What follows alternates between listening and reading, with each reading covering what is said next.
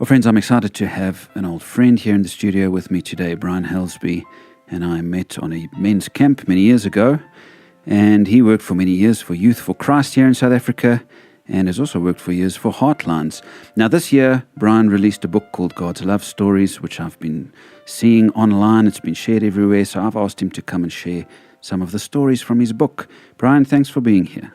Thanks, Luke. Really great to be with you. I'd like to share, as Luke said, some stories from the book. And the book is based on 1 Corinthians chapter 13, that well-known love passage. If you've been to weddings, you'll know it well. Love is patient and kind. Love does not envy or boast. It is not arrogant or rude. It does not insist on its own way. It is not irritable or resentful. It does not rejoice at wrongdoing, but rejoices with the truth.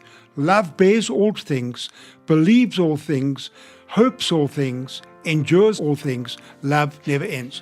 And so I divided this book into the different chapters and talking about stories that express love. And God is weaving his love stories through our lives, in the people that we meet, in the way that we receive God's love, the way that we give God's love.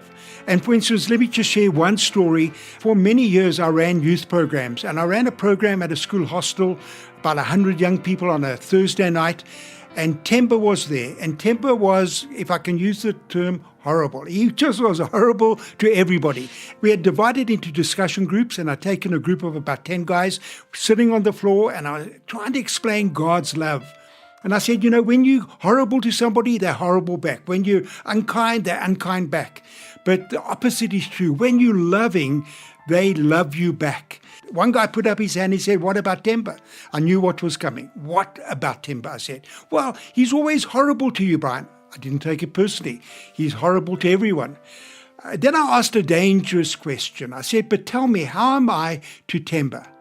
And they said, "No, Brian, you're always loving, you're always kind." And I said, I really believe that if I continue to love him and keep loving him, there'll come a time when that love will break through in his life. As I said those words, the doors behind me broke open, and the first person through the door was Temba. He stopped when he saw me talking. He came over to me. I stood up. He came to me and he just hugged me. He clung to me. So foreign, so unnatural to who he was and how he treated people. And he just kept hugging me. And the guys on the floor, eyes as big as saucers. How did Brian and Temba organize this? But I hadn't. God had. And as he continued to hold me, I leant over his shoulder and said, "You see what I mean?" And folks out there, that's what I want to say. God, keep loving people. Don't give up. Keep loving and allow God's love to break through into people's lives, because love is powerful. God's love lived in you through the Holy Spirit is a powerful thing.